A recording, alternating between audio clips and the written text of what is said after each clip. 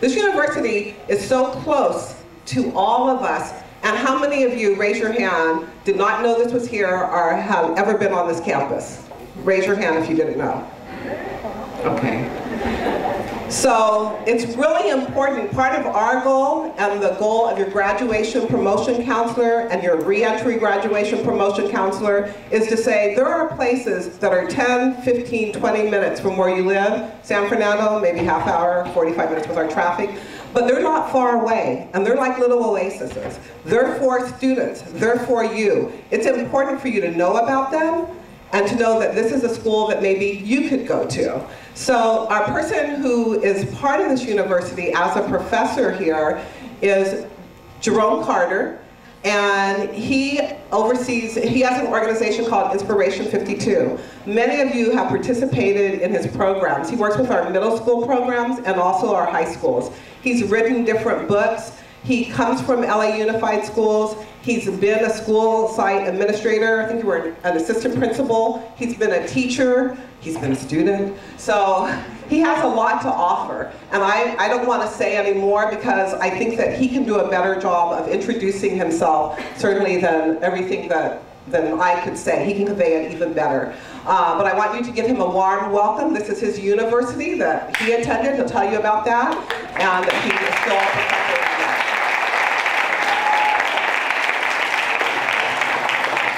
In the world of education, one man, larger than life, he needs three names: Jerome Vincent Carter.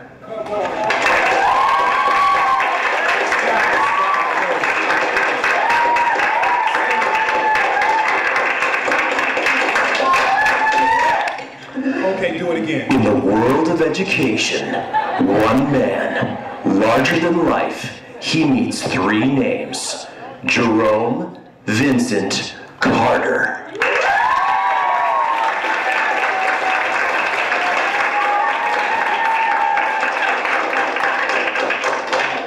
That is so ridiculous, but sometimes you gotta build yourself up, In right? the world of education, one man, larger than life, he needs three names. Whoa. Well, who put that up there? As Tanya said, I'm a product of LA Unified School District like yourself. Ask me all, hey, this is a good thing. I started just like you, right? Didn't we all start right there? Yeah. We all started in kindergarten. So that was me in kindergarten. I went to a school called 36th Street School. It's now called Bertie Lee Bright. I went there back then, it was kindergarten through 6th grade. So I went K6, LAUSD. My mom still stays over on 35th and Western. We've been there for over 4 decades. I'll leave it at that. But I started off just like you did. As Ms. Perry said, I'm a professor here. I've been a professor here for 15 years, teaching here. And I want you all to know that this university is for you just like it was for me. Now, my high school didn't get any props, but don't hold it against me. I did graduate from Manyards High School. And, okay, all right. Next time I'm gonna have that on my introduction too, so I can get some love for Manyards High School. But I attended Manyards High School. So I want you to understand as well, which you already know. Manyards is arguably one of the toughest high schools in LA. Arguably.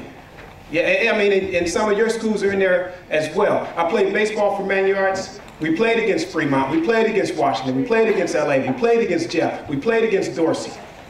And I tell you, it was tough going to some of those games. Especially in some of the tougher high schools who wanted to show Manyards they were tougher than we were. And we made it clear, when we got off that bus playing baseball, we made it clear. Nobody say nothing. We went to certain schools, nobody say nothing. We're here to play ball and we're here to get out of here. It was as clear as that. So, let's see, what else do I have going on here? It's me in the 4th grade. Yeah, I know. Well, one of those grades. So that was me. Starting off. Hey, I should have said from the beginning, you can't laugh at my pictures. Okay, too late. Here was the thing for me. LA Unified students, I want you to understand this. Kindergarten, 5th grade, that was easy. After we graduated 6th grade, went to Fauché. Fauché when it was a junior high school, 7th, 8th, and 9th grade. That was pretty much easy. But then, high school gets a little tough. Got introduced to gangbanging at Fauché, where guys are trying to make it seem like it was a thing to do. Met Tookie Williams when I was about 11 or 12 years old. And those of you who know, they executed Tookie, I think it was 5 or 6 years ago. He was on life, death row.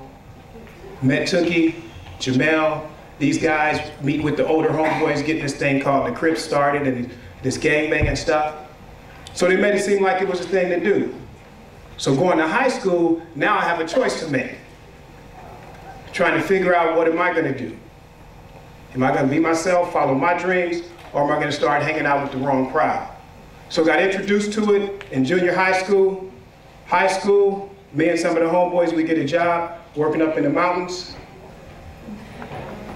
Camp Valcrest, Andrews National Forest, our first summer job. Yeah. There we are. I think that was the summer of 1980, correct? Still had hair?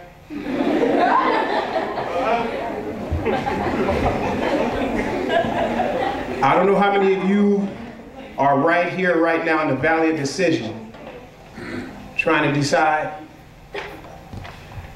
whether it was gangbanging or using drugs or hanging out with the wrong crowd. You're right there in the Valley of Decision. You got to decide what you're going to do. Because what I found out is that your decisions determine your destiny. I always wanted to play baseball for the Dodgers. I played baseball just like you all have traveling teams. Then we had baseball traveling leagues, so we went all over. So I'm playing baseball, full-time going to school, part-time gangbanging. It's a bad move. It's a bad move. Because you know all you need is one bad day. No, I'm sorry. One bad hour. No. One bad minute. No, one bad, thank you, one bad second in the hood. You're in the wrong place at the wrong time. It's a very bad day. So the guy next to me that's me if you couldn't determine right there in the bottom. The guy next to me with the green helmet, one of my best friends. So after this summer when we go back to camp, he wasn't with us. We get into it Tuesday, February 10th, 1981. We get into it with some guys at the first break. They went home and got a gun and came back at lunchtime, Man Yards High School. Tuesday, February 10th, 1981. I remember it like it was yesterday. What's up? Well, what's up? They pulled out a gun. They had 2 bullets. The first one missed him. The second one got him in the neck. And I'm talking 1981. So that's, who's my mathematician? How many years ago is that? Who's my mathematician? How many years ago? 30-something. 30-something. Now, I'll take that. How many? 33 years ago. Let me share something with you. 33 years ago, we didn't have cell phones, we didn't have pagers, we didn't have 911, and the whole school panicked. The whole school panicked. They let my buddy bleed to death right there on campus. They put a sheet over him. At lunchtime, the coroner picked up his body at midnight. That was a very bad day. But my head was so hard, that's what it took for me to realize that gangbanging is not fun. It's not fun. Guys can't lie to me. I do a lot of work in juvenile hall and in the prisons. That's when it shifted. And 2 things happen then. You go so hard that you say, you know what? Cool, they got one of ours. 10 of them. Watch the news tonight. Or you say, like I did, It's not fun anymore. It's not what I signed up for. And I got to do something with my life. I got to think about this. I was in 11th grade. I was 17. Was right around your age. There we are at school. So I don't know if that was a month before. I don't know if that was a week before. That came out of the yearbook. My man on the right, that's the one who got shot. Look at all of our eyes, except for Chase. You can barely see our eyes. High as a kite. That's why they call it high school. That's a joke, that's a joke. That's a joke. I'm on camera saying, I'm just kidding. So I don't know if that was a month before, I don't know if it was a day before, but that picture was randomly taken in the 1980 yearbook at Manuarts High School. It's very dear to me. So then I had to try and decide what I'm gonna do with my life. Playing baseball for Manuarts. You make sure when you get to your rooms and you're taking notes, you write that down, that your decisions determine your destiny and your choices create your chances. Make sure you remember that, because you got two ways to go. Either doing the right thing or the wrong thing. It's really no middle ground. You can't halfway do anything. You can't halfway do anything. You don't want a half-cooked chicken because you'll get sick. You don't want a half-baked cake. For your birthday, I'll bring you a half-baked cake. How about that? You don't want it. It's no good. And I'm telling you, San Fernando, Gardena, Belmont, Fremont, Dorsey. Did I forget anybody? Huntington Park. I'm telling you, it's your time to decide. We have some incredible guest speakers that are going to share with you. Some of them had similar backgrounds that I've had, some had very different. But we've all got our struggles and issues to overcome. I tell you, I started right at Manuarts High School. Arguably the toughest high school. It was crazy back then. Got to deal with the homies, the haters, the hood, the drugs, the gangs, the violence. But I'm here to tell you, and the team is here to tell you, that if you want something better in life, we want to show you how to do it. We're going to show you how to navigate your way to success. We want you to take notes. This is your day to learn. So, all right, so what happens after this? So here I am, I decided, when I joined the baseball team, a lot of my homies joined the gang. Decisions and destiny. It's my guys right here who I grew up playing ball with, went to their parents' house, we had sandwiches, hanging out, having a great time. Now I'm playing ball, I'm trying to decide what I'm gonna do. I go by the park, these are the homies. So all my friends. You got decisions to make. All my friends, all my homeboys. Much love for them. A lot of them aren't here anymore.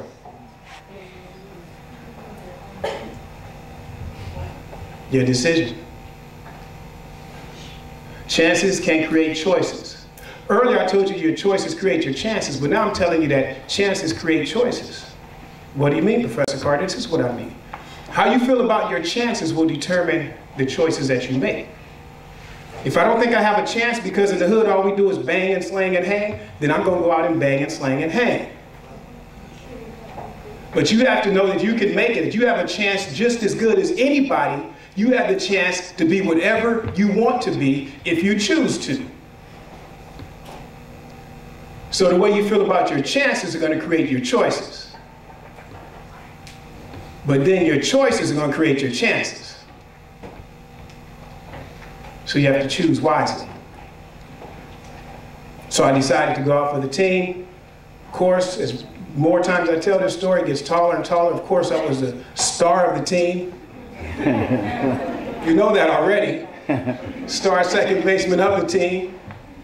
Leading off. Stealing how many bases? 5 bases a game, thank you, that's right. And I just got into my baseball and my books. Because you know you have to have a certain GPA in order to play ball. Exactly. So I just didn't want to do a 2.0, I want to be better than a 2.0. So I'm telling you, whether it's your music, whether it's sports, whether it's dance, whether it's singing, whether it's drama, whether it's math, whether it's history, get into something other than the wrong crowd. Find something else to do with your time other than the wrong crowd.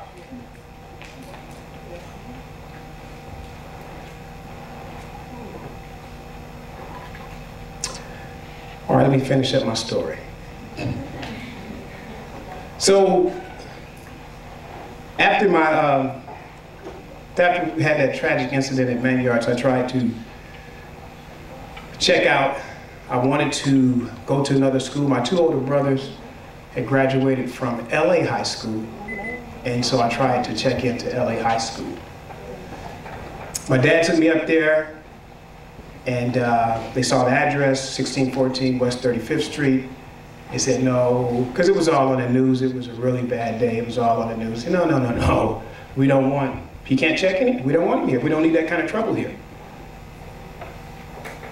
And so I took a week out of school, because I really stumbled on the college. I didn't plan on coming to college. I wanted to play ball for the Dodgers. How does that happen? I don't know. Dave, I'm just thinking you go out to Dodger Stadium and say, I want to play ball. They say, come on, sign this contract. I didn't know. We have a couple of guys here. I know AC played pro ball, so AC can tell you the steps if you're interested in sports. Dave Meltzer is a sports agent. So I didn't have that. I wish I would have had a symposium. Somebody said, look, man, if you want to play ball, you got to work out. You got to take care of your mind, your body, your spirit. You got to work out every day. You have to keep your grades up so you can go to college. Then you get noticed. So I didn't plan on going to college. I stumbled on to college.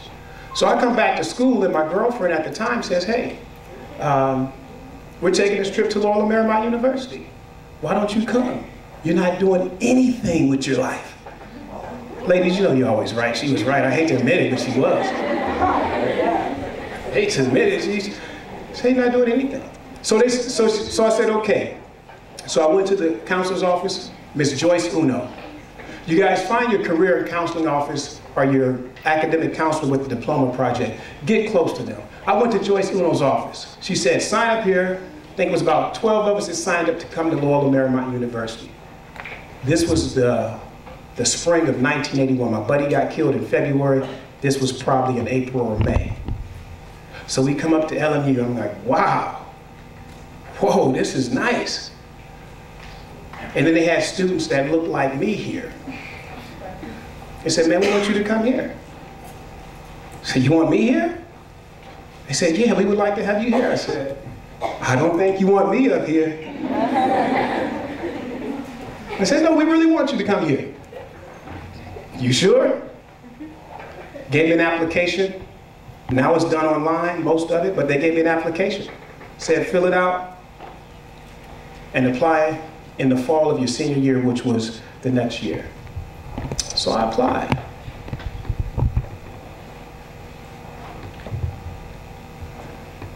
Oh, that was the young lady who invited me to LMU. That was 11th grade, that was your age. You know my fro was tighter than hers. You know that. You know it was. You know, I was all, gosh darn, that was tight back then.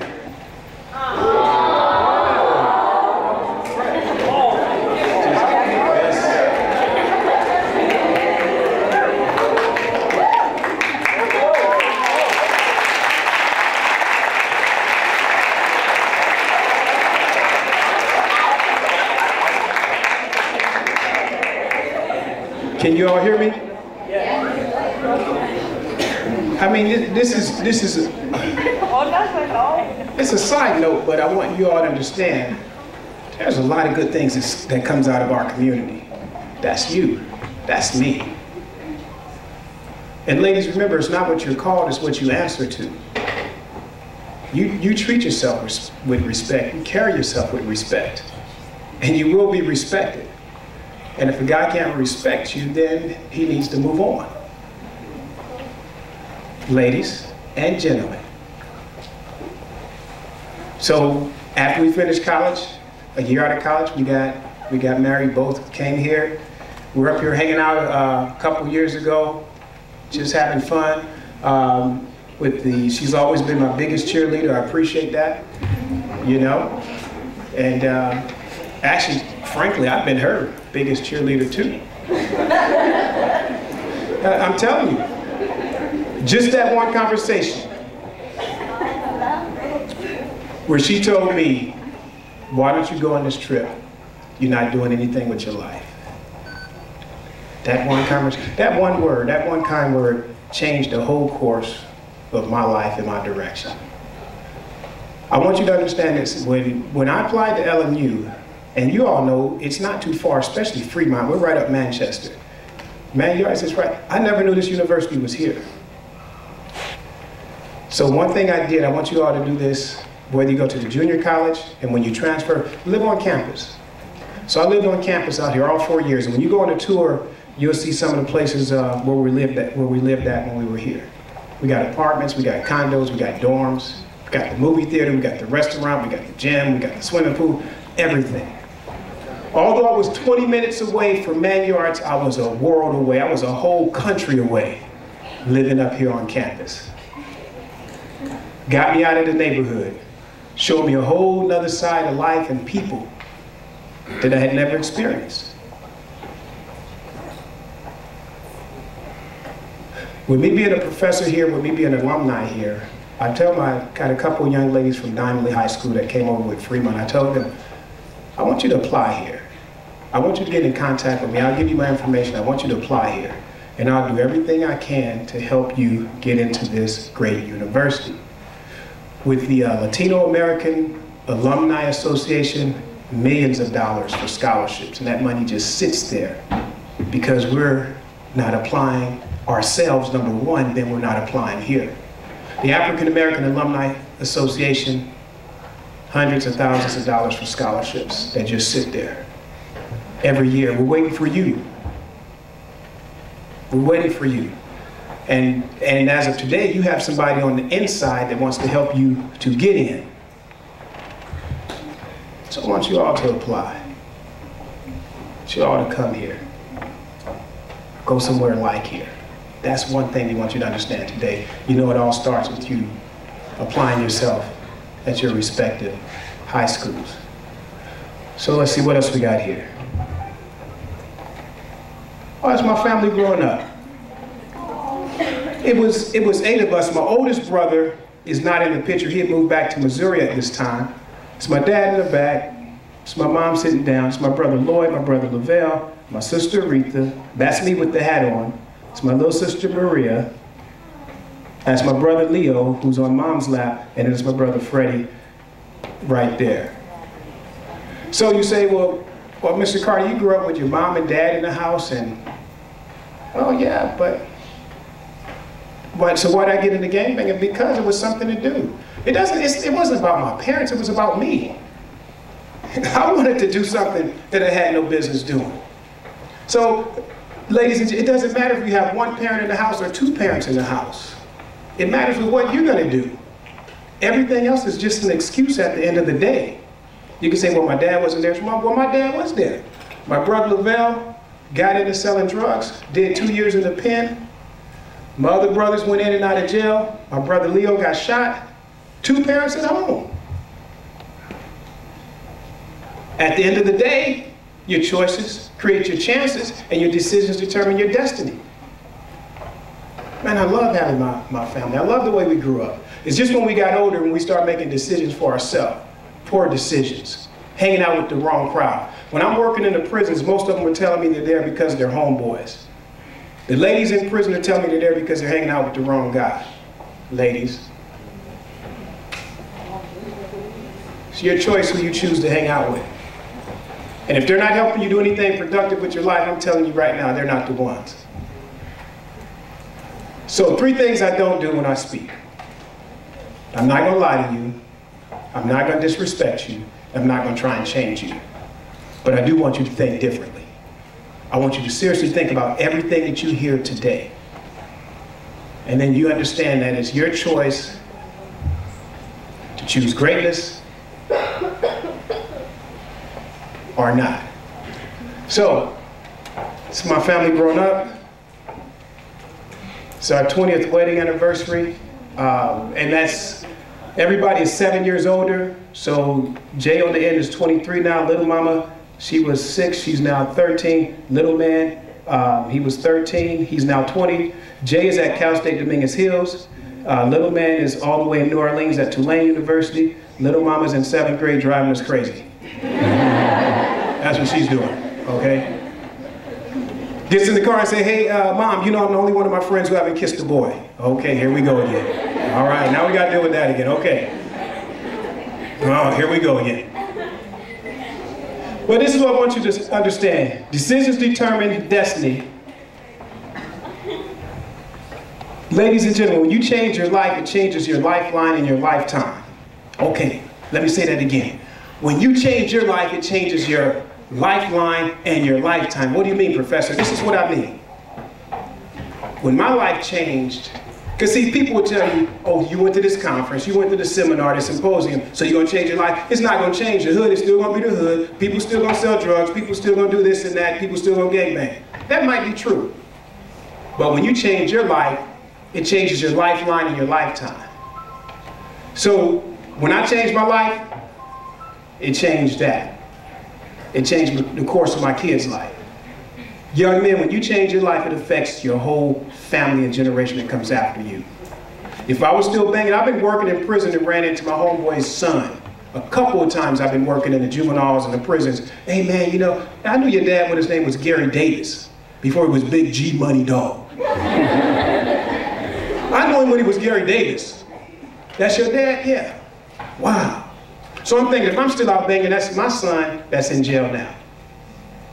But when you change your life, it changes your lifeline, which is your family after you, and your lifetime. Because I guarantee you, if I was still out there, I probably wouldn't be, I'd be like a lot of my buddies.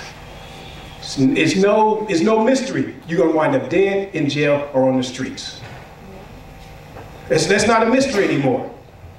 I can't guarantee a lot of things, but if you hardcore gangbanging, I can't guarantee that.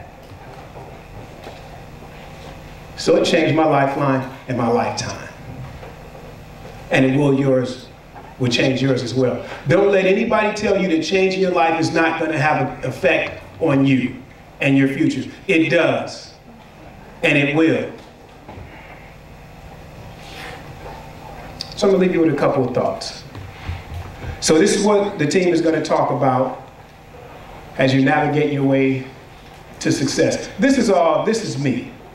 Going from gangs to greatness, from nothing to something, from zero to hero, from doubter to a doer, from a chump to a champ, from a punk to a real person, from a loser to a leader, from excuses to excellence, from selfish to servant, from a whiner, stop being a whiner and become a winner, from a victim to victory, and from a rider to a writer. Oh, Mr. Carr, that's...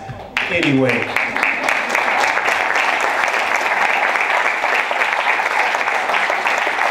knock it off, stop. Where's my recording? Let me play my recording in. In the world of education, one man.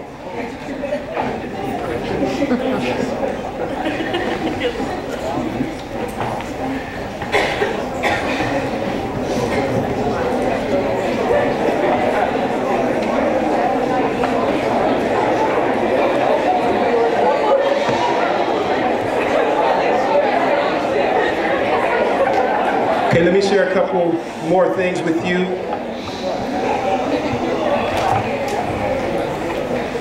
As we finish up. The last one says from a writer to a right, from a writer to a right. Anyway, when I showed that picture when I was in the 5th grade, but actually when I was in the 3rd grade, I fell in love with writing. I always wanted to be a writer. And I'm asking you, I want you to just visualize. You saw the picture of my family. I always wanted a family. I always wanted, just like my dad and mom modeled for us, I wanted a family like that. So I would always visualize that. That's why even when I was out there doing what I wasn't supposed to, I still had the visual in my mind of what I should be doing. So I wanted to be a writer, and I didn't lose sight of my dream, but I just got sidetracked by hanging with the wrong crowd. So this is the first book I had the opportunity to write. It's a book of messages. It's a book of affirmations. It's a book of quotes. It's called Inspiration 52. And some of you guys are going to get a copy of this. I'm going to tell you how in just a minute.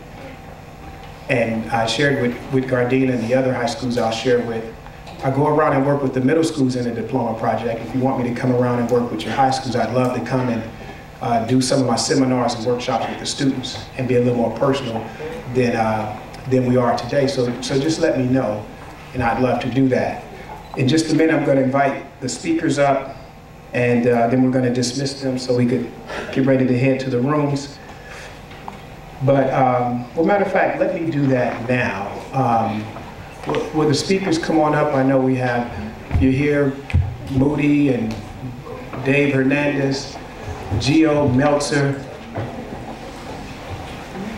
Jackie Moore. Let's give them a hand as they come up.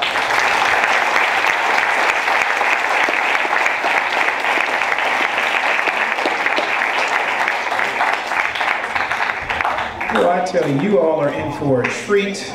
Oh, and then we have Ron Roberson, who's on camera, and he's one of our speakers as well.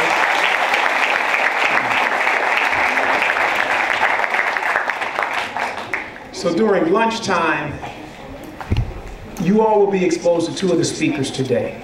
But during lunchtime, if you have the opportunity, we'll be here, most of us will still be here, stop by, say hello, find out about what they do. This is what we call networking. Ask for a website, email address, business card. How many seniors do we have in the house today? Seniors, okay, hands down. Thank you, seniors. Can you all hear me okay? Seniors, make sure you get at least 2 business cards. Junior, sophomore, make sure, and freshmen, make sure you get at least 1 or 2 business cards. Seniors, you probably need to get 3. So, then we have David Hernandez with KJLH Radio.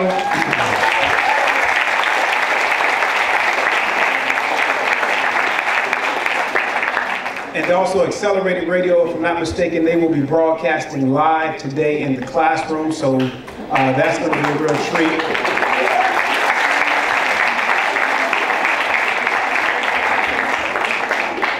We have Mike Moody, former college football player, teacher.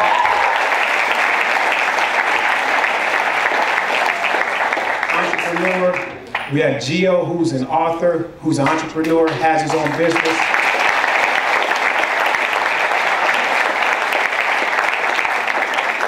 Dr. Early, who is a professor here as well, who's a writer, who's an author, who's a business owner.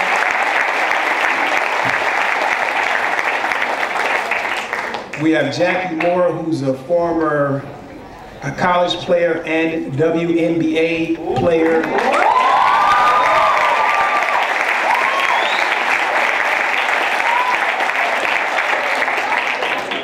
Jackie has played basketball in Turkey, Slovakia, Italy, Japan, Israel, everywhere.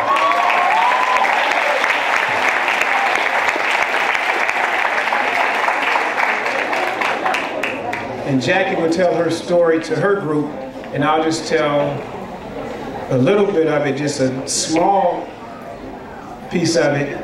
Jackie did all that while being a teen mom. So she's still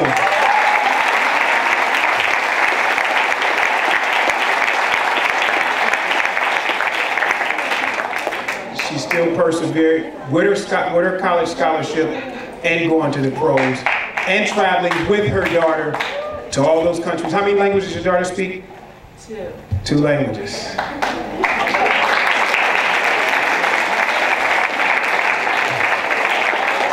We have David Meltzer, former college football player as well. He's an author. He was the CEO of Lee Steinberg Sports Management Company.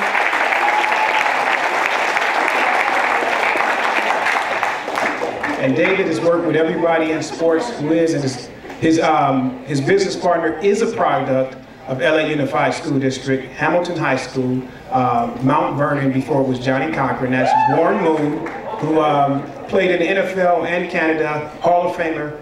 Warren Moon is his business partner. So.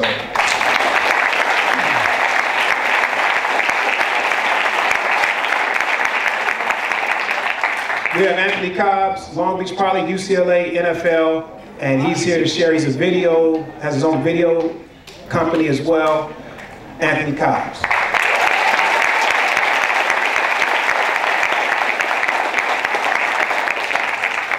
Then we have Nirmano Roberto Recias, and he's a community activist, entrepreneur, he's a writer, business owner, everything.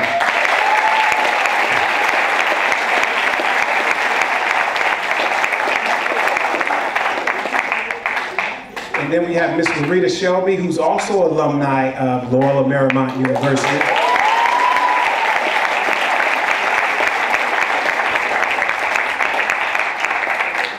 She is an actress, she is a singer, she's an entrepreneur, she is a writer.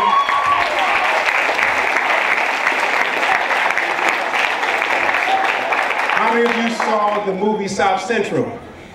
She is OG Bobby Johnson's wife in South Central.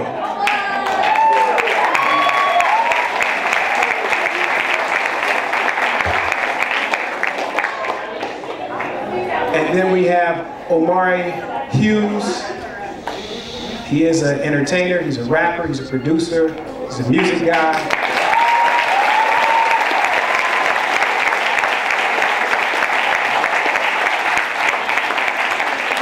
Omari works with another good friend of ours who was here last year, and that was Layla Steinberg. Layla Steinberg is famous because she is the one who discovered Tupac, and then she also co-wrote the book with Tupac's mom, The Rose That Grew from Concrete. So he's here representing Layla Steinberg and her company.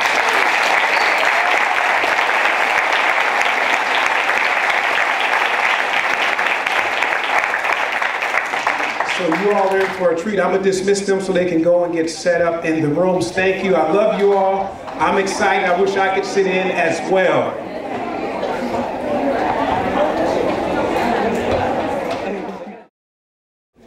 Ernie G is one of the top Latino comedians in the country. He has been seen by millions on TV shows such as Comedy Central's Make Me Laugh, BET's Comic View, and is one of the original stars of the comedy show K-Locos, hosted by George Lopez. He's a graduate of LMU with his degree in psychology, a minor in Chicano studies.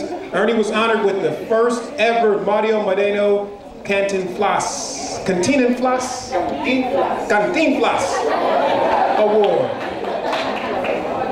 for his work in the Latino community. He was a keynote speaker at UCLA's 32nd annual Raza graduation and spreads his message of transformation through laughter as empowerment comedian at over 30 Hispanic youth institutes.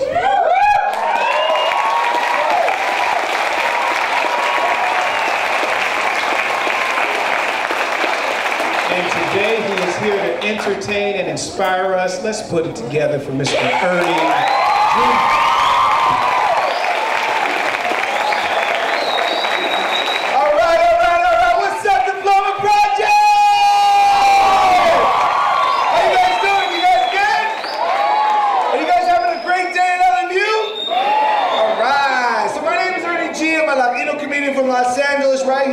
I'm on a bunch of TV shows nobody watches. I'm literally like on 3 TV shows I promise you don't watch. I'm on MTV3. Anybody watch MTV3? All 4 of you, wonderful. All right, cool, awesome. I'm on Mundos, the Las Chicas project with Yasmin and Crash. Anyone? No? Like, one girl, oh my God, I love Yasmin. All right, cool. I'm on a show on CTV called the Latino Laugh Festival. No? Is this thing on? Hello? No? All right. I'm on a show on HBO Latino called Habla. Anybody? Bueller? Bueller? All right, one girl right there. All right. I was on a show a few years ago. Clap if you think you might remember, or maybe your parents used to watch a Latino comedy show called Que Locos. Who remembers Que Locos out there? What? Oh, what? Okay, so the Latinos do have cable. All right, cool, awesome.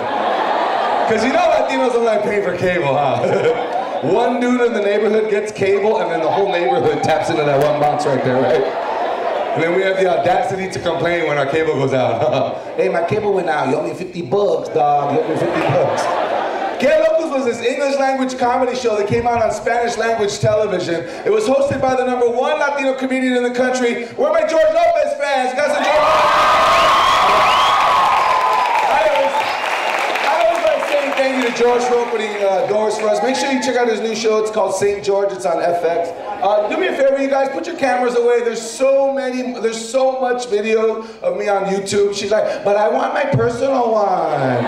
I want to put it on my personal YouTube that I watched you. That's not right, Gee. That's not even right. But I want you guys to enjoy the show. I don't want you to be like, he was funny. You know, I want you to be like, I want you to enjoy it. I don't want you to like record it the whole time, right? So you'll have fun. So I don't know if you heard of my intro, but I was the keynote speaker at UCLA's Raza graduation a few years ago. So do we have any UCLA fans out there? UCLA? How about USC? USC? How about LMU? So you're like, I don't know, I never heard of it until I came today. I don't know. I didn't even know this place existed, to be honest with you. It's like up on the bluff. We stay right here, we don't go up there. I don't know. Well, every year UCLA has their graduation, and then they have a Raza grad for the Latino students. Oh, let me just say this really quick, too. You're going to hear me say the word Latino or Hispanic pretty often here in the next 45 minutes or so. And typically, when you hear the word Hispanic or Latino, and you don't happen to be Hispanic or Latino, there's kind of this underlying assumption that I'm not really speaking to you. I want you to know, if you can hear my voice, I'm speaking to each and every one of you. Just like you don't gotta be black to love Dave Chappelle, right? You don't gotta be black to love you some Kenneth Hart. Right? You don't gotta be Korean to love Margaret Cho, right? You don't gotta be Latino to love Ernie G. You need 3 things. A, you gotta wanna be your best. If you want to be your best, you're going to love you some Ernie G, and I already know that qualifies everybody here, because you wouldn't be here on a Saturday unless you wanted to be your best. Number 2 is, you got to love to laugh. If you love to laugh, you're going to love you some Ernie G, and the 3rd thing is, you got to want to be inspired. So if you want to be inspired, you love to laugh, and you want to be your best, can you make some noise, please? Is that everybody?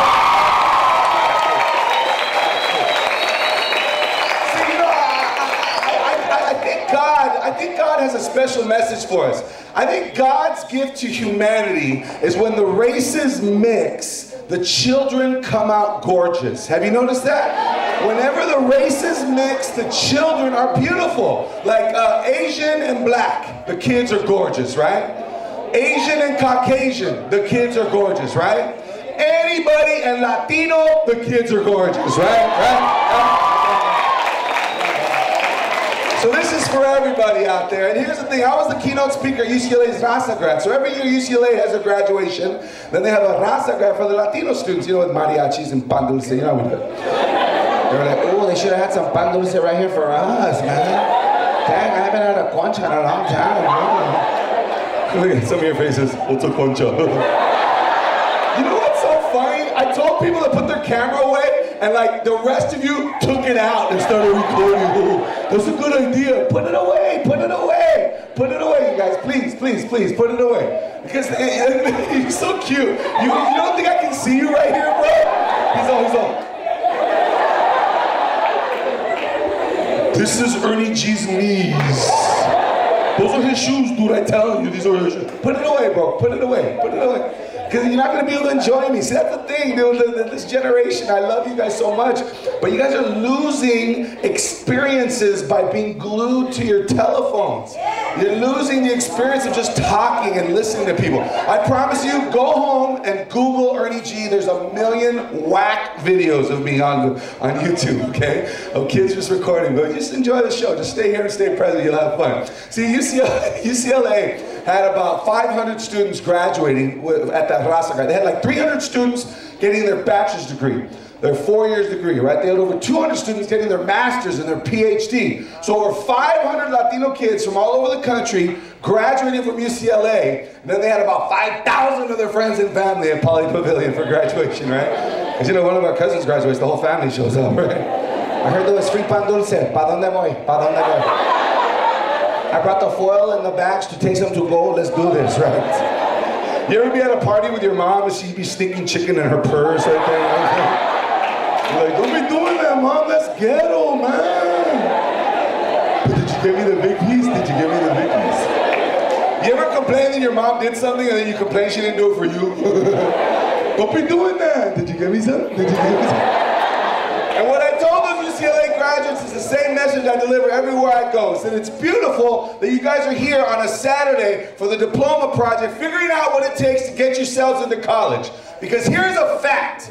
The day you graduate from college, the day you can say, I am a college graduate, you will instantly transform the perception that people have of our community. Right. Yeah, absolutely, absolutely. Yeah.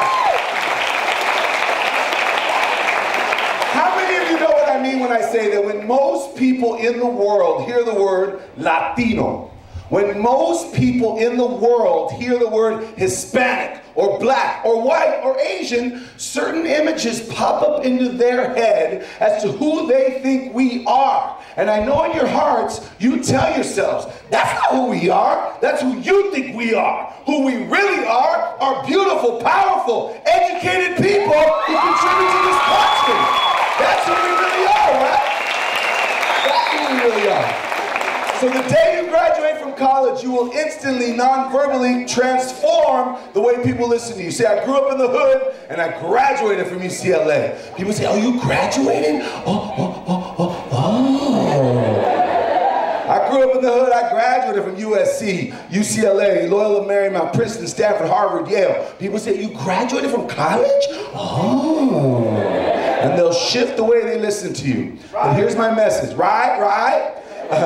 Here's my message. No matter how much education you have, no matter how much money you make, no matter how much affluence you attain, if you grew up in El Barrio, if you grew up in the neighborhood, you will always have a little ghetto inside of you, right?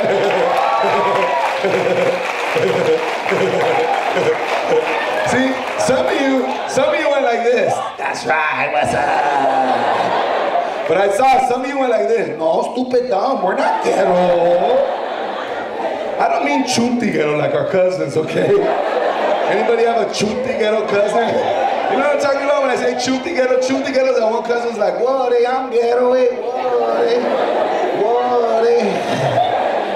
What's my name? What's my name? You can't read? You can't read my name right there? You can't read that? You can't read? Oh, where do I live? I live right there. I live right there. I don't mean chuti ghetto, I mean ghetto fabulous. Clap if you know what I mean by ghetto fabulous. Come on, come on. See, I love being back home here in LA because I travel all over the country. Literally, I was in Spokane, Washington like 4 hours ago. I had another gig. I was at Eastern Washington University and Washington State University, and I got up at 3:30 in the morning to drive 2 hours to the Spokane Airport to fly to LAX to go home, take a shower, to be here for y'all. That's how much I love you guys, and I'm excited to be here for you guys. Yeah, absolutely. But I perform all over the country, and I perform on the East Coast all the time, and I have to explain to the Latinos out there what a taqueria is. Do I have to explain to you guys what a taquero or a taqueria is? Look at your faces. No, my uncle has one on Sundays after church. Here's his card. Here's his card. Well, here's the thing. I love the fact that most of you guys know this, so I don't have to explain this to you, but if you've ever been to an authentic Mexican taqueria, the taqueros, the guys that make the tacos, have figured out that you got to make the taco with 2 corn tortillas. Have you noticed that? 2 little corn tortillas. Why? Because if you make a taco with just 1 corn tortilla, you cannot do the very traditional pinch, lift, tilt, insert method, right? Now, look at your faces. Oh my gosh, I do that. I didn't realize I do that, but I do that. See, when you grow up around Latinos, there's certain customs that you were taught. No one taught you that you were taught them. You just did them because everyone around you was doing them. And pinch, lift, tilt, insert is one of them, right? Or if you're ever at your grandma's house and you're eating some pozole or menudo, and she hands you a corn tortilla, how do you roll it up? You pinch the bottom and you roll that thing up, right? Like half the crowd went like this. But if you've ever had a taco with just 1 corn tortilla, typically the juice from the meat cracks that tortilla in half, right? And you do pinch, lift, tilt, and the meat's still on the plate, right? authentic taquerias have figured this out, so they use 2 corn tortillas so you can do pinch, lift, tilt, and insert. But Latinos, we like to say money at all costs, right? So when we go to a taco truck or King Taco, we don't ever order 6 tacos or 8 tacos. We order 2 tacos, then we separate each of the tortillas and make 4 tacos, right? Spread the meat around.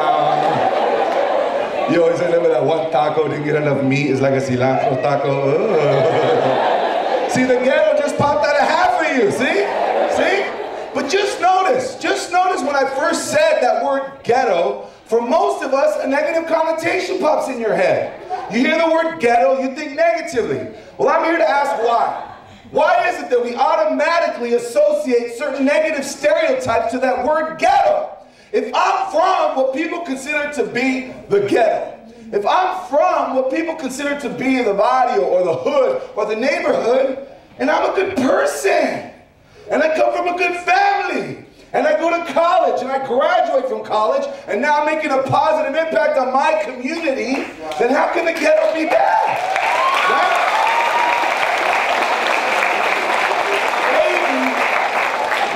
Just maybe, we need to reevaluate the way we use these words to describe ourselves and describe our communities, and maybe, just maybe, take pride in the fact that we have a little ghetto in us. I'm proud of the fact that I'm a beautiful, powerful, educated Latino man who has a little ghetto in him. I'm proud of that. I'm proud of that, okay? I'm proud of that. And I can tell some of you are feeling me right now, and some of you are looking at me going, but we're not ghetto though, okay? We have worked too darn hard to still be ghetto, Ernie. We are trying to get out of the ghetto, okay? Maybe not. Maybe what we need to do is embrace the ghetto within.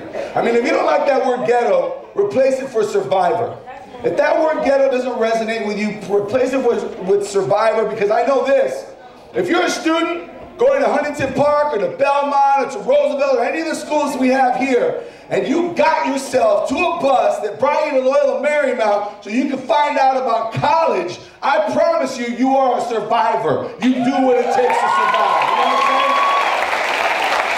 So if you don't like that word ghetto, replace it with survivor. But here's the fact. As far as I'm concerned, if you're in the ghetto, you get to. If you're in the ghetto, you get to be street smart and book smart. If you're in the ghetto, you get to know what time it is in the classroom and in the hood. If you're from the ghetto, you get to be proud of your education and of your cultura. So if you have a little ghetto and you can hear you make some noise, a little ghetto. That's right. That's right. See, most of you are feeling me, but I can still see a few of you looking at me going, but we're not ghetto though, okay? We have worked too darn hard to still be ghetto early. We are trying to get out of the ghetto, okay? Maybe not. Maybe what we need to do is embrace the ghetto within. But for those of you who aren't feeling this, here's the ultimate test if you think you might have a little ghetto inside. When you run out of shampoo, you throw the bottle away? No, you pour the water inside. Shampoo, pour it on your hand, right? Right? Right? Everybody does it. Everybody does it. Even the teachers are like, I got it, we're good, we're so cute. She just wanted to get in the show. She just wanted to get, here's your water, Ernie. Here's your water, Ernie. Here you go, sweetheart. Here's your water, Ernie. She's like a mom right there. You want me to pour it? Here you go, take a sip, take a sip, take a sip. What was that? What was I talking about? See, she threw me out. I love the shampoo, right? The water. I love the bag. See, I threw off my rhythm here. What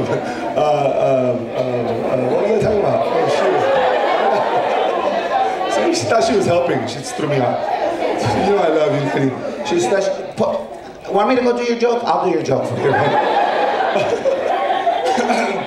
A little shampoo, you put the water on the shampoo, right? Oh, right now, too, man. I was killing it. The what? The ghetto test? You're so cute. And then you were going to say that part about, and then the one part you do. Oh, I get that's right. shampoo, that shampoo. I had a shampoo. But see, here's the thing. For those of you who have done that before, some of you have done it, but some of you are like, you haven't done it, or you, like, those of you with a little bit of money, you guys fill the bottle up the whole way one time. Shake it, pour it on your head, then throw that thing away. That's being a waster, dude. Not us, Latinos and blacks, we fill it up a third of the way, huh? Because that soapy water, that's like 3 shampoos in one right there, huh? You fill it up a third of the way, shake it, put some on your head, then you put that thing back. Then the next day you go in there, you get the shampoo bottle, you open it, and squeeze it on your head. The soapy water's cold. The water's cold. Okay, only the really ghetto people are laughing now.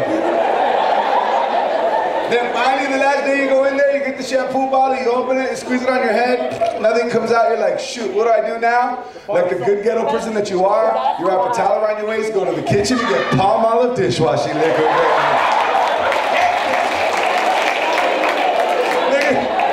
Half of you are cracking up, and the other half are like this. You crossed the line on that one, dude. So you kind of had me for a second there, dog, but you lost me on that one. Suave is 99 cents, or me. Don't they have a 99 cent store by where you live, mister? Clap if you like the 99 cent store. Don't lie. The Dollar Tree. The Family Dollar. I love the 99 cent store. I just don't like being caught there. You know what I'm saying? You see your friends, you're like, oh. They're gonna think we're broke, dog. They're gonna think we're broke. They saw me? Did they see me? They saw me? Dude, I'm just here for milk, eggs, and batteries. That's it, dude. For food, we go to Food for Less. Dale gas. But the batteries in the freezer, kaput. Why do we put batteries in freezers? Because my grandma said it stretches the life of the battery 3 weeks extra. You put them in the freezer, they last 3 weeks extra right there. That doesn't work. Look at 14 of you. It doesn't. I did it in my house, man. I told my mom it doesn't work, man. I told her. But these are the same jokes I did at UCLA's Raza graduation, right? And what was beautiful to me was the audience was laughing. I'm a comedian. I do jokes for laughs. What was even more important to me, more poignant, was that after the show, there was a big long line of people that come talk to me. And the line was filled with tias and tios and primos and cousins and grandmas and grandpas, abuelitas and abuelitos, coming up to me to say thank you.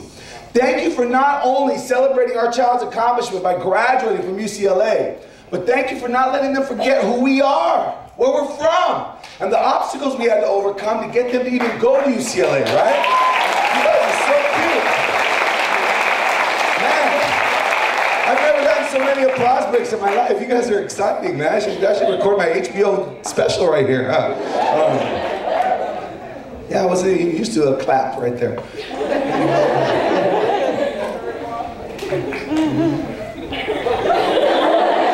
I've never had an applause break at that moment. That kind of threw me off. No, you're not doing it.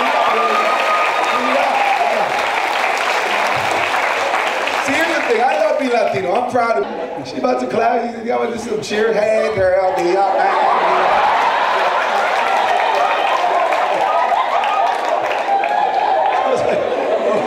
What's she clapping for? You guys are clapping for no reason at this point. I don't care, Ernie. You're funny. Just do something. I love being Latino, I'm proud, but I'm mostly Mexican. You know, my mom's from Mexico, my dad's from Puerto Rico, so I'm mostly Mexican.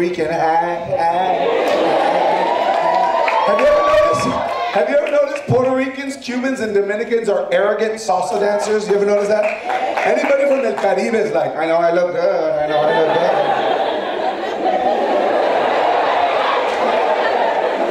good. You wish you looked like me, but you don't. Mexicans, we love dancing salsa, but we end up mixing salsa with cumbia. We look like we're dancing the chicken dance.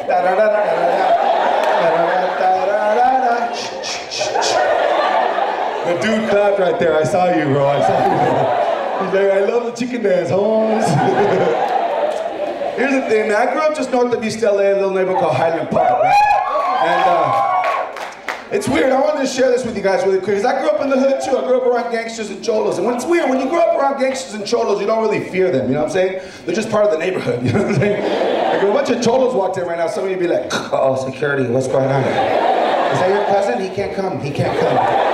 He came to get food, I know, but he can't come right now, right? But if a bunch of cholos walked in right now, I'd be like, all right, cool, I got backup, we're straight. You know what I'm saying? Anything goes down, psh, I got to ride home at least, you know? But it's weird because you have to question what the media is always trying to put into our brains about our own people.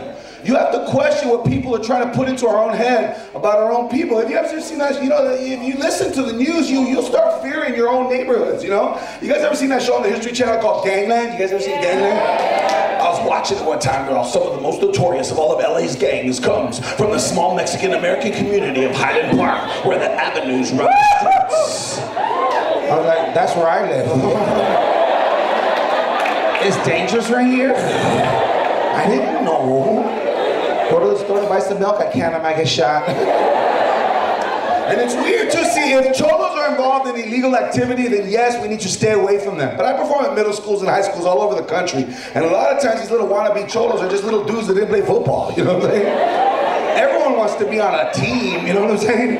They didn't play football or soccer, so they joined a gang, you know what I'm saying? They can't kick a ball or throw a ball, so they steal a ball and end up in a gang, you know what I'm saying? And it's weird too, because the media, like the news, they always poison our minds with all this craziness. They're like, some of the most notorious of LA's criminals, some of the most notorious of LA's gangsters. I'm like, notorious criminals? No, it's not. That's my cousin Nacho and his homies right there. He's not notorious for nothing, that guy. The only thing he's notorious for is not having a job and eating my mom's food all the time, man. But between the LA River and Dodger Stadium, where the LA Dodgers play baseball, there's a little barrio right there. And the cholos around that part of town are called Frog Town. That's the name of their clique, Frog Town, right? On the other side of the LA River, over here by General Hospital, the cholos around that part of town, they're called Dog Town, right? When I was a kid, Frog Town and Dog Town didn't get along. I never understood that growing up. I'm like, we're all Latinos, why don't we get along? They said, cross the river, see what happens. I said, I'm going over there too. Those Dogtown dudes were bad. Dogtown dudes walk around the neighborhood intimidating people. Dogtown fool, what's up? Woo woo! Dogtown fool, what's up? Woo woo! I was like, ay, perro. I couldn't imagine what they were saying on the other side of the river. Frogtown fool! Ribbit! Ribbit, ribbit! Don't make me get my ribbit on, dog. I was like, ay, pobrecitos. All I knew was Frogtown and Dogtown didn't get along, right? When I was a kid, I wanted to go watch them rumble. Because whenever they were going to throw down, whoa, whoa, whoa, whoa, whoa. Look at some of your faces, you're like, hey, he fights like my tío, eh? Whenever they were going to throw down, there was going to be a rumble at the river. There's going to be a rumble at the river. Shut up, fool, let's go. There was something about it that was exciting, right? You know, like the lights would be going down, you shut the windows, your grandma stick her head out the door. But back in the day, these cholos, they didn't have cars to go to the rumbles, huh? They used to go on their huffy bikes. We're gonna get these fools. We're gonna get them, we're gonna get them, fool. There's always that one dude, he couldn't afford a bike, he just had a skateboard and a rope. So that fool, so that. Don't turn, dog, don't turn. The dude on the handlebars, here comes the policia, fool, go, dog. And when you're a cholo on the way to a rumble, you gotta be hard, right? You gotta represent. You can't stop your bike with a handbrake. How do we stop our bikes back in the day? With the heel of our shoe. We're gonna get these fools, hey. Ondas, way. I was like, yeah, I wanna be one of those dudes. Those dudes are bad. And then my mom found the comb in my pants. You know what comb I'm talking about? You know what comb I'm talking about? The round plastic cholo comb, you slide your finger in like that, you know what I'm talking about? You have one in your pocket right now, huh, fool? Don't lie, dog, don't lie. 99 cents at Rite Aid, fool, don't lie. And you both in their faces, we're not cholos, dude, I promise. Don't worry, I pick random dudes, don't worry. I used to hide my gangster paraphernalia from my mom, man, my bandanas and my cholo combs, but I forgot. Yeah, let me do the show, relax. I used to hide that stuff, right? My bandana, and I forgot my cholo comb in my pants, and my mom was doing laundry, and she saw it. She said, ¿Qué es esto? What is this? My son wants to be a cholo? Mi hijo quiere ser cholo? Ernesto, vente pa' acá, Ernesto. You get your butt over here, mister. I am going to show you what cholos feel like. Dude, I was scared. I ran and I stood at attention. She put that cholo coma on. She was like, pow! I had indentations on my face for a week. Turns out I was more afraid of my mom than I was the cholos, dude. I used to get protection from the cholos. From my mom, fool. See, the cholos, they beat you up once to get you into the clica, right? My mom beat me up every day. My mom was always trying to teach me lessons, you know what I'm saying? Anybody else get a lesson teaching from their mama? My mom was always trying to teach me lessons, and I was really good at blocking her teachings. My mama tried to teach me something, pow! I'd block it, boom! Safe. She'd get mad when I blocked him too, because I got good with it. She'd be like, pa pa pa! I'd be like, pa pa bing! I got all Kung Fu Panda on my mom. She got so flustered, she developed alternative ways of teaching me lessons. My mom came up with a sneak. Anybody's mom do the sneak? Real fast.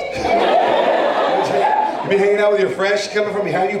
Like, oh, I didn't even see that one coming. You gotta give me a warning at least. Dang, at least when you warn me, I can clinch. I didn't even get to clinch on that one. You got me all loosey-goosey. It's not fair. One time I caught my mom slipping though, dude. She did the wind-up. Anybody's mom did the wind-up like this? Because after a while, you can see your mom's blood starting to boil, huh? You ever be arguing with your mom and you know there's that one thing you're not supposed to say, but you have it right here, and you're just going, oh, and then you say it? What does your mom do? She goes, sigue hablando, babosa. What do you be doing? You be staring at your mama going, no. Dude, I caught her slipping, dude. She did the wind-up. She went like that. She went, ah! Dude, it was in slow motion. I could see her face. She's all, ah! Dude, I had time to react. My bad. I went like this. I went, no! She got so mad, she hurt herself. She went like this. She went, ah! She said, quita la mano, quita la mano. Move your hand, baboso. You block this and you have 3 more coming, Ernesto. Block your mother and see what happens. I dare you to block your mother and see what happens. Dude, so I used to have to exaggerate how much she was teaching me. My mom would go, boink. I go, ah!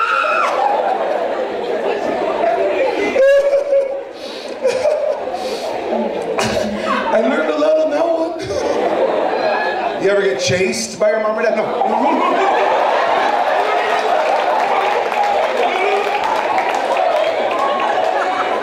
My mom was like, no me muevas, baboso, no me muevas. You make me sweat, I swear to. She gets her chancla. Be like, ah, you missed.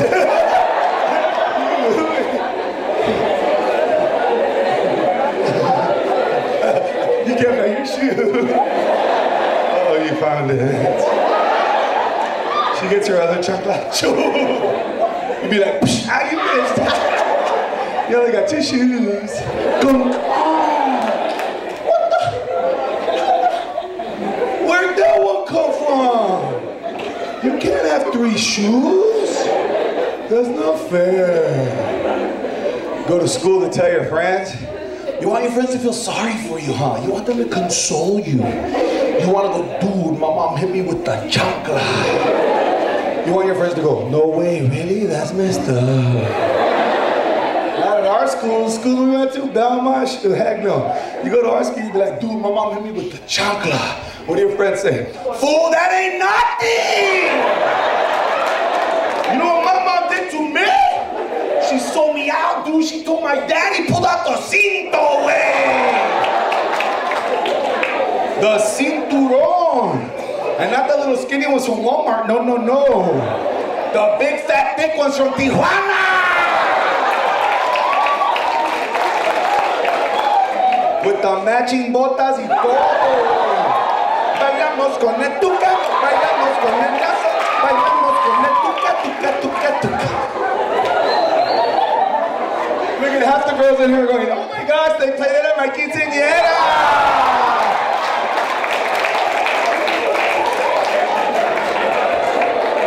And all the black kids in here and the white kids in here like, I think I heard that one on the ice cream truck. On the ice cream truck. I heard that one. On the ice cream truck. Yeah, I heard that one. I heard that one.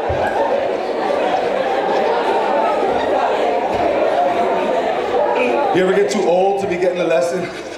You're 12 and you're taller than your mom. That happened to anyone? Dude, when I was 12, I outgrew my mom. She went like that, and all I did was go like that. And my mom went, hi, hi, hi. I said, no, no, no, I'm not gonna do anything to you. Just don't do it to me no more. Ya no me pegues, okay, mamá? Ya no me pegues. My mom was like, no me hagas así. Don't talk to your mother like that. I was like, dame tu cara aquí. Tu cara aquí. You ever have to give your mom your face when you know you're getting a lesson? You're like, okay, go, okay, go. Go, go. No, mejor pompis, mejor pompis. I have more cushion here than I do here. You know what my mom's weapon of choice was? Her teaching stick. A long yellow plastic wiffle ball bat. A plastic baseball bat, dude. I could hear that thing coming, dude. Vroom, pow! I could time it because of the wind. Vroom, pow! One time she missed, it went like this. It went vroom. My mom was right there. Zoom, zoom, zoom. Vente pa' acá, baboso. Come over here, baboso. My mom was like the Latina Darth Vader with that thing. Come over to the dark side and let's go. I am your mother.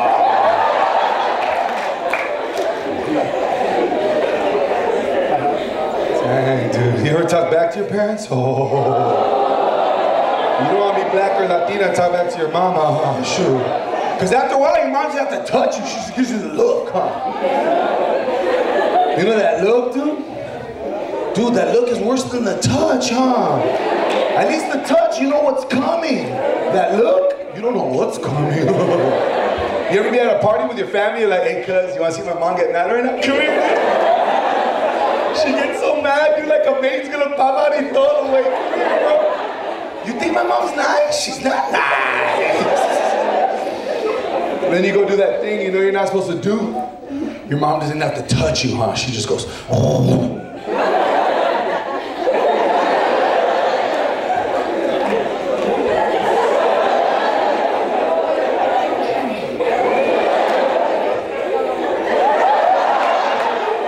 Watch, complete this sentence. Vas a ver.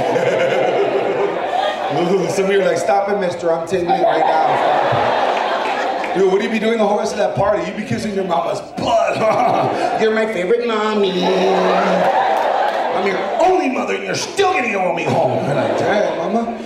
You ever talk back to your parents, dude? One time my mom went like that. I went, stop it! I'm gonna call the police on you! You know what my mom said? You know what she said? She said, good, call the police. I'm gonna do this in front of them. So everyone in this neighborhood knows what kind of a boy I have in this house. I said, dang, mama, you bad, mama.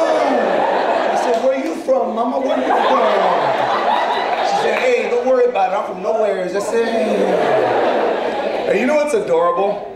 I'm looking at your faces, right? I can see your faces and like 75, probably like 90% of you guys in here are sitting there cracking up going, oh my gosh, that happened to me! But there's a good 10, oh, excuse me. I'm so happy that landed there and not there, girl. That was kind of sexy and gross at the same time, right? 85% of you guys are going, that happened to me, but there's a good 10, 50% of you who are staring at me right now with like a stone cold look on your face. And I know some of the teachers and chaperones are staring at me going, and I know in their minds are probably thinking to themselves, oh my gosh, did that really happen to these people? Oh my gosh, you guys, that is not okay. Under no circumstances is that ever okay. You guys, we are in high school now. We have counselors available for you. We can write you a referral note. You guys do not need hits, you need hugs. All we ever got in my house was a timeout. Dude, I would have loved the timeout when I was a kid. I didn't get timeouts for being disciplined. The only thing I knew about timeouts was from soccer and basketball, you know what I'm saying? My mom would have been teaching me lessons. Pass, timeout, timeout!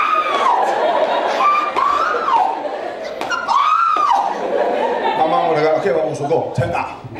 28, 29, 30, time in. I share this with you for one reason and one reason only. I am not up here condoning corporal punishment, okay? I'm not saying it's cool that our parents did that to us. I am saying this. The only reason our parents ever did that to us is that's what our grandparents did to them. You do what you're taught. If you're taught by the hand, you teach by the hand. If you're taught with love, then you teach with love.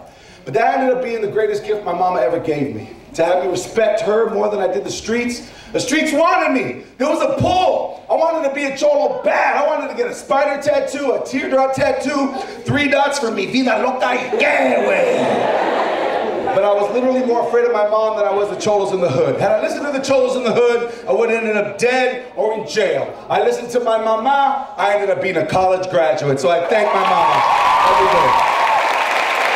Thank you, mama. And that's another one of my messages here today. You gotta love and embrace. What do you think you guys laughing at? We're laughing at you, jerk. You're funny. That ended up, that's one of the messages I want to leave you with here today. You gotta love your parents for everything they ever did and everything they never did. You gotta love and embrace your parents for everything they've ever done and everything they never done. A lot of you are like, you don't know my mom, you don't know my dad. I do know this. If it wasn't for your parents, you wouldn't be here today. If it wasn't for your mama and your daddy's hard work and sacrifice, you wouldn't be where you are today. And look, I want to do this again with you guys, but I'm gonna give myself an hour and a half to speak to you guys, you know? I had to squeeze an hour into 45 minutes, but now I'm just gonna wrap it up with this. I'm gonna say this. When it was time for me to go to high school, the conventional wisdom of the day, this is what the teachers were telling the parents of the black and Latino kids. Back in the day, teachers were telling the parents of the black and brown kids, since your child's probably not gonna go to college, they should learn to work with their hands, develop a skill they can use in the workforce, mechanics, electronics, woodcraft. Gardening would be wonderful for your child, since they're probably not gonna go to college. The rich kids got encouraged to go to St. Francis College Prep. The brown kids, trade tech, the rich kids, college prep. Now if you're sitting there thinking, hey, my dad went to a trade tech, my mom, my brother went to a trade tech, I might go to a trade tech. I'm not discouraging trade techs. That's a great alternative for those of you that don't want to go to a 4-year college. But I don't think all the teachers should be telling all the parents of all the black and brown kids they should go to a trade tech. My mama said, no, if those kids can go to St. Francis, mi hijo va a ir a St. Francis. We just sneak across this border fair and square. My son's going to St. Francis. But it's a 2-hour drive and I can't take you, so you gotta get up at 3:30 in the morning and take 3 buses, okay? I messed up. I took 3 buses to St. Francis College Prep, all boys Catholic high school. There were 3 Latinos in my freshman class. There were 2 black dudes too, the running back and the quarterback of our football team, you know what I'm saying? You know, prep schools don't recruit, whatever, doc, right? There were 3 Latinos too. Steve Gomez, my boy, cool dude. And there was me, Ernesto Grichevsky. I love being Latino, but without this goatee, I look like a Middle Eastern used car salesman from Glendale or something. Come this way, I got a very special price for you today, my friend. Very special price, my friend, very special price. Are you my friend? Come this way, very special price. Look at all the girls in front. We didn't need the visual, thank you. The accent would have been fine, thank you. And then there was a dude named Juan Garcia, but Juan Garcia was Latino light. He didn't love being Latino. My name is John, dude. I'm like, bro, your name's Juan Garcia, fool. No, dude, in my family we say John Garcia, dude. Like, bro, your name's Juan Garcia, dude. Garcia. I'm like, bro, I can see the vaccination mark on your arm, dude. You're a nopal, bro. Embrace the race, fool. Embrace the race. That's what kind of school I went to. Kids with money. Now I don't have time to tell that story, so let me just cut to this. At St. Francis College Prep is where I met Miss Donna Huckabee, my guidance counselor. Miss Donna Huckabee was that one lady, that one mentor, teacher, or coach that looks you in your heart, looks you in your soul, and says something to you didn't even know about yourself. How many of you guys have ever had a mentor, teacher, or coach say something about you, and in your heart you go like this, how do you know? You don't know me. You know that feeling? Don't talk to me uncomfortable, you don't know my life, right? Miss Huckabee was that. She said, you're a leader. People love you because you're funny. Where are you going to go to college? I said, I don't know, where'd you go? You know when someone's trying to love you a little too much, they don't even know you. Hey, sweetheart, how you doing? Where are you going to go to college? I don't know, where'd you go? She said, I went to Loyola Marymount University. It's a small Jesuit private Catholic university. I think you'll fit right in. Well, then I'll go there. I took the SAT once. I applied to one school. I don't recommend students do that. I recommend that you apply to as many schools as you can afford to and take the SAT as many times as you can to get the highest score so that you can choose where you go. Instead of them choosing you, you choose them, right? But because of the love of Miss Donna Huckabee, I got into Loyola Marymount and became the first person in my family ever to go to college right after high school. Yeah, thank you.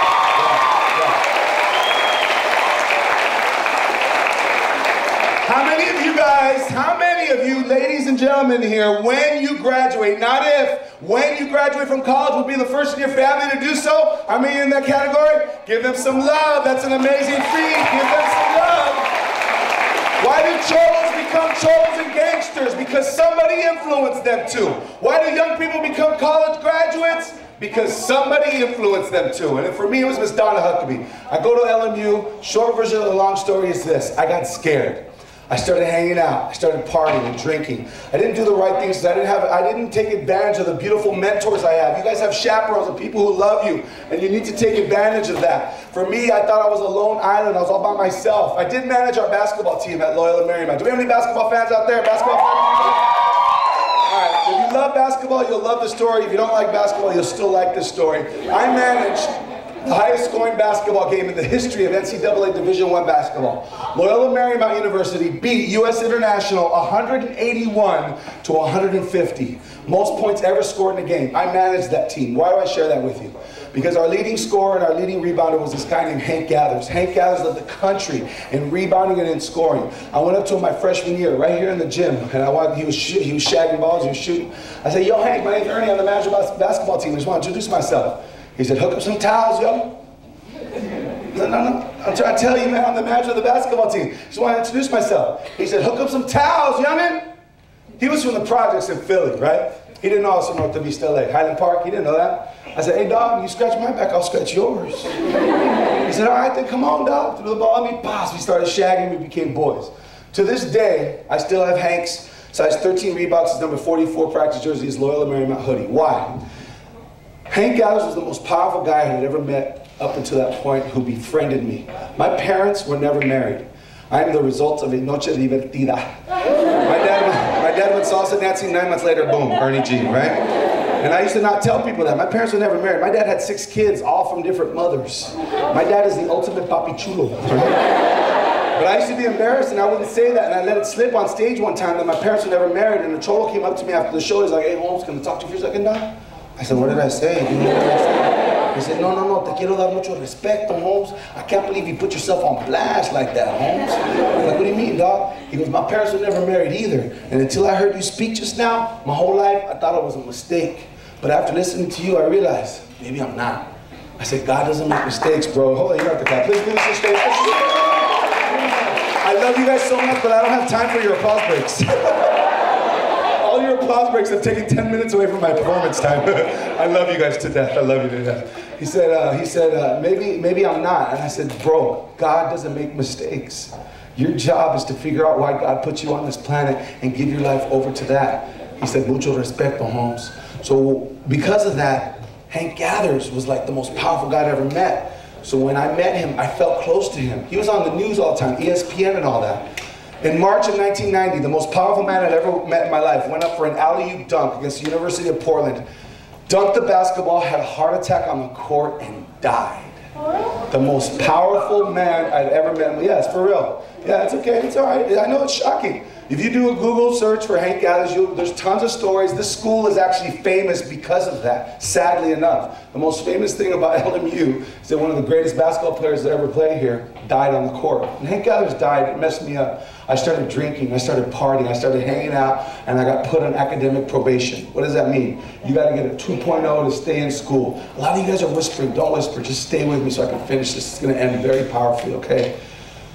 If you have a 2.0, if you're on academic probation and you get below a 2.0, they kick you out. In high school, they call your parents, they work with you. In college, you get put on academic probation, you get a C-, they kick you out. I went to my biology class, I looked inside, I was like, I don't belong here, dude. These people don't know me, they got money, they're not anything like me, dude. I'm out of here, bro. Went back to my dorm room, put the blankets over my head, and knocked out for 3 days. I slept for 3 days straight and got kicked out of college. First person in my family to ever go to a 4-year college after high school to becoming another Latino statistic, a dropout. And it was devastating for me. I went back home and my mom was like, what are you doing here? I said, they kicked me out of college. She said, no, they didn't. You go back and you tell me you want to go back. I said, I can't, they kicked me out. She said, mijo, I came over here from Mexico when I was 9 years old, and all I've ever wanted was for my only son to get an education. You go back and you tell him you want to get back, you beg him. I said, I can't, they kicked me out, déjame en paz. Went to my bed, pulled the blankets on my head, and knocked out. You think I slept for 3 days this time? Oh, no, no, no. Not at my mama's house. 5 a.m. the next morning, my mom was like, be good for something. Take out the trash. I get the trash, I walk outside. I'll never forget this day. My foot hits the pavement, goosh. The thunder started. It went from no rain to rain. I fell to the floor, I was holding trash, and it was raining on me. I started thinking about my life. I had gotten kicked out of Loyola Marymount University. I owed this campus $26,000 in student loans and didn't even graduate. I got arrested for drunk driving, the state of California versus Ernesto Grichevsky. I didn't have a car, I didn't have a job, my girlfriend broke up with me, I owed people money, the law was coming after me, I was sitting at home, I was sitting on the floor, I was holding trash, and it was raining on me. Now, I've never been addicted to alcohol or drugs, thank God, but that was my rock bottom. I hit rock bottom. I looked up to God and I was like, what do you want from me? What do you want from me? Now, 3 days later, my tia got sick. Now, my tia, my aunt, is that one tia we all have, like Christmas is always at your tia's house, or Thanksgiving is always at your tia's house. If you're ever hungry, there's always a pot of beans at your tia's house, right? I called her, I said, Tia, are you okay? She said, no, there's something wrong with my blood. I have really bad varicose veins. They're gonna check it out. I said, can I come visit you? She said, no, mijo, your mom's really mad at you right now. I said, no, tia, I want to come visit you. She said, quédate con tu mamá. Stay with your mom. I'll never stop regretting that I didn't go visit my aunt. Why? The next day, my cousin called. She's dead, cuz. I said, what did you say to me? My mom rose, your tia, she's dead. I said, no, no! I got the phone and I threw it. Cuz! I ran down the street. No, no, why? And in that moment, Miss Donna Huckabee popped into my head. My guidance counselor, of all people, she said, everybody knows that rage. Every one of us has felt that sadness or that anger. When you feel that sadness or that anger, don't take it out on people, don't take it out on things. Get yourself a pad and a pen and write your feelings out onto the page. I went to the beach and I got a pad and a pen, I started writing, what is the point of life? Who cares about studying or school or any of it when you could just take people from us? Hank Gathers is dead! And then you took my tia. How could you take my tia? She was the most beautiful woman on the planet. She walked with the grace and dignity of an angel. Anybody who ever met my tia loved her. I'm gonna miss you, tia. Rest in peace, tia. I love you. And all that rage turned to so much love. And I remember going to her funeral, and at her funeral, the priest was saying a few words, but he didn't know my tia. He was saying stuff like, I'm sure Rose was a lovely lady, I'm sure Rose was a wonderful person, I'm sure people really cared about Rose. Like, what do you mean I'm sure? Who is this dude? I don't care if he's a priest, man. Somebody needs to know who my tia was. Somebody needs to give a proper eulogy to my aunt. People need to know there was always frijoles at my tia's house, man. The priest said, you feel so passionately, you say something. I said, I took a deep breath. I thought I missed Donna Huckabee. She said, always trust yourself. I'm not saying you can trust the world. You can always trust yourself. I looked out and I said, ode to a rose. Why did my tia die? Why did God take the one angel we still had living on this planet? I don't know why he took her back up to heaven, but I promise everyone here, I'm not going to let her death be in vain. I am going back to Loyola Marymount, and I'm going to graduate in her honor. And I ask every one of you, do that thing that you know you're supposed to do. Dance that dance, sing that song, construct that poem, get your grades up, get into the college of your choice, graduate from the college of your dreams. If not for me and the person that live your dream, if not for me and my tia, and for the people you most know and love. And then I said, I'd like to end this eulogy in the way my tia most remembered me by, and that is with a joke. My grandma was like, no, aquí no hace eso. Not at church. Ernesto. I said, no, it's okay, my tia loved me for this. I said, how many roses does it take to make violets blue? I said, if all of us here today are violets, it only takes one. Rest in peace, tia. I love you. And it was silent like this. My uncle was sitting right there. He stood up clapping and crying. And they all looked at him clapping and crying. And they all went, and I went, whoa. And in that moment, I captured for myself what Miss Donna Huckabee had seen in me, that I was a leader. Not have time to tell you guys the whole story, but the short version is this. I committed to getting me back into Loyola Marymount. I went to Pasadena City College, took 8 classes, got 8 A's, reapplied to Loyola Marymount, went next door to St. Robert's. I said, can I come back? The dean of my college said, after reviewing your academic record, we seriously suggest you pursue your academic endeavors elsewhere. You can't come back here. I said, but I'm doing this for my tia. I got 8 A's. She said, good luck. Then I had a moment. Commit or sell out. Commit to my education or put my head down feeling like a loser and sell out. I grabbed her hand, I squeezed it. I said, with all due respect, sister, nothing's stopping me from coming back here. I'll see you again soon. I walked out of there going, I'm going to hell for sure, dude. I'm going to hell. But here's the weird thing that happens. The moment you say, if it is to be, it is up to me, all kinds of weird things start happening to support your commitment. I'm going to repeat that. When you say, if it is to be, it is up to me, weird things happen to support that commitment. As a matter of fact, repeat after me. If it is to be, it is up to me. Nice and loud, everyone. If it is to be, it is up to me. Short version of the long story is, I worked my butt off, went to UCLA, Cal State LA, Santa Monica City College, Pasadena City College, took 14 classes, got 12 A's, 2 B's, reapplied to Loyola Marymount, and with the love of Dr. Renee Harang's hands on my shoulder, got readmitted for my senior year. I made the dean's list my last 2 semesters in honor of my tia, and on June 14, 1994, I walked up into that stage, got my college degree with my name on it, looked up the audience and I said, Mom, Rose, I did it!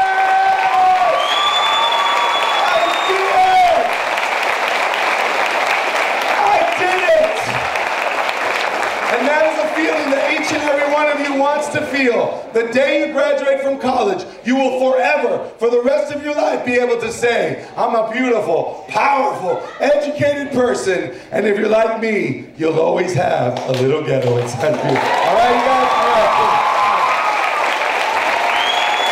30 seconds, 30 seconds. 30 seconds, I just wanted my last thing, 30 seconds is this. People always ask me why I'm not married. I've never been married, I don't have any kids, I'm college educated, I'm pursuing my dream, I have a heart of gold. Basically, I'm a catch. And people always ask me why I'm not married, because I'm looking for a beautiful, powerful, educated woman who has a little ghetto in her, okay? This year for Valentine's Day, I didn't even take out a date. You know what I took out for Valentine's Day? I took out my mom for Valentine's Day. That's right, bro. That's right. We had a good time, took her to the movies, went to dinner, went to the theater after, and I didn't spend a dime, boy! My mom knows how to treat a man. It's a joke, people. I paid for my mom. But to honor my mother the best way I know how, I decided to name my first comedy CD, Mama's Boy. So you guys can buy one after the show if you'd like. If you don't have any money, you can have one of these for free. It's my parting gift to you guys. If you saw the movie, you're like, we don't want that. But you trust me, you do want this. I have a girl who just graduated from Stanford with her master's degree that I gave this card to when she was a sophomore in high school. She took a picture of it on her mirror as a 23-year-old grad student from Stanford because of this quote. If you saw the movie Coach Carter, you've heard this quote. If you saw the movie Aquila the Bee, you've heard it. You probably never heard it quite like this. It's my parting gift for the Diploma Project 2014, and it says simply this. Relax, dog, okay? You knew what was coming. Ready? killing it, bro. Killing it. No, I know the quote too, eh? You did it for us last year. You do it everywhere you go. I do this everywhere I go because I think it's that important. It says simply this: our deepest fear is not that we are inadequate. Our deepest fear is that we are powerful beyond measure. It is our light, not our darkness, which most frightens us. And that's not the way we think. The way we think is, I'm afraid I might not be good enough. I'm afraid I might not be strong enough. I'm afraid I might not be smart enough. That's not what you're really afraid of.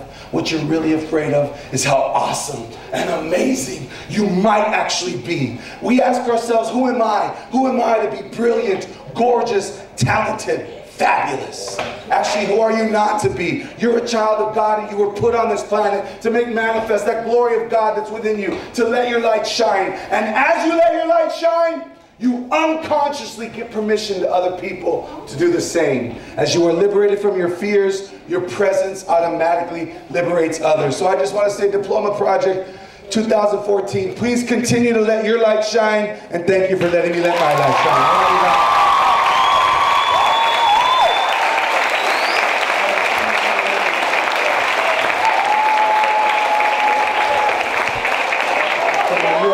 Better than that. Let's hear it one more time for Ernie, my friend Ernie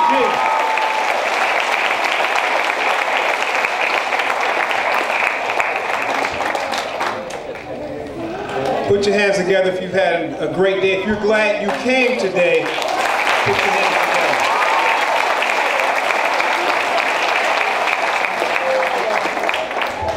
together. And I'll share this.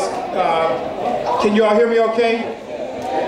Okay, we are winding down, but let me share this with you.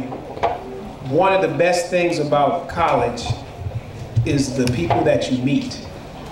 And so I had no idea when Ernie and I used to play ball together, and he talked about Hank Gathers. I played with Hank Gathers and Bo Kimball and Corey Gaines and all those guys. They were my teammates in 1986.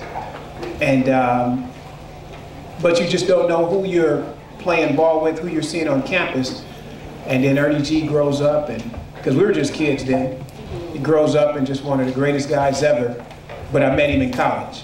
So when you're in college, it's not the school, it is the people that you're going to meet and interact with, and will be your best friends for life. So that's just a bonus to being in college. So with that said, we have some college students here who are going to be your tour guides, who are going to take you on a tour. And they are college students currently here at Loyola Marymount University. So while you're going on your tours, ask them questions, ask them what year are they, ask them what high school they went to, ask them almost anything about college that you would like to know. And so, okay, we're going to do a closing remark. And here's Ms. Tanya Barrett. So just very briefly, Leilani and I, as the two administrators of the Diploma Project, we want to say thank you so much for coming out today. And we're entertained and we learn. We're all lifelong learners, so it never ends.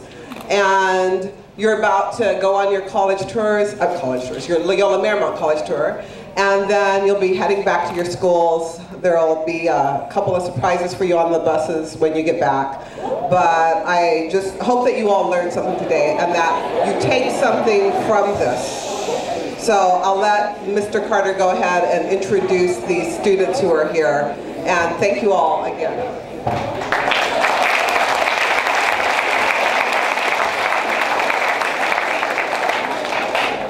And I can't thank them enough, Tanya, Leilani, Chan, Marquise, and the entire Diploma Project staff. Again, without them, this wouldn't be possible. Let's give them another hand.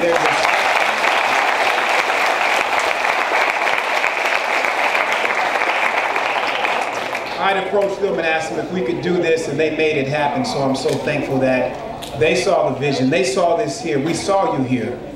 We saw the tour. We saw Ernie. We saw the speakers. And then we put it together, and you're the result and product of that, so I'm so thankful for them. And thank you. I can't thank you enough. I want to ask my college students to come up here, and I'm going to try and remember the names, which is ridiculous. I don't know why, but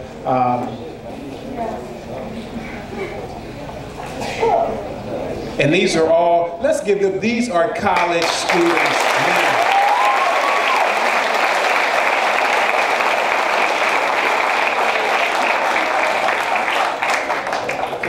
We have Katia, we have Jessica, is it Jordan? Then we have McNair, Megan, and then we have, don't tell me, Guadalupe, and last but not least, Miss Bridewell, Analexis. Analexis Bridewell. Let's give them a hand.